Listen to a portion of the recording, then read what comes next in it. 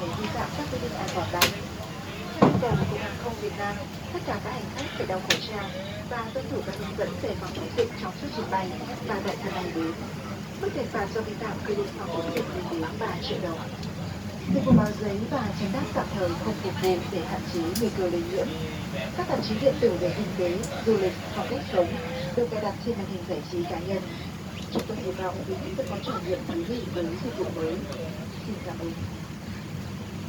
Ladies and gentlemen, please stay at the right seat and make sure that your handbag is either carefully stowed in the overhead lockers or under the seat in front of you. And must now adjust arrows on the emergency exit. For our safety, we would like to remind you to turn off receivers, transmitters, and mobile phones. All switch to flight mode and select mode until this evacuation. Please store portable electronic devices in the overhead lockers or in the seat pocket in front of you during taxi, takeoff, and landing. Opening the aircraft door is strictly forbidden. You will be fined up to 20 million ringgit for flight safety violation.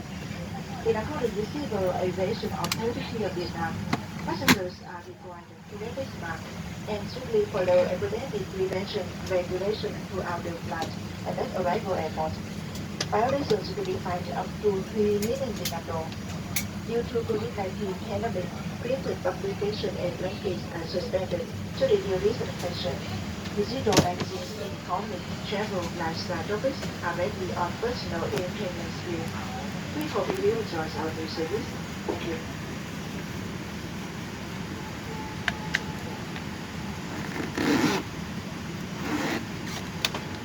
Thưa quý khách, xin kính chào quý khách buổi chiều. Đội trưởng chuyến bay xin thay mặt cho hàng không quốc gia Việt Nam cùng toàn thể phi đoàn xin chào mừng quý khách trên máy bay Boeing 787.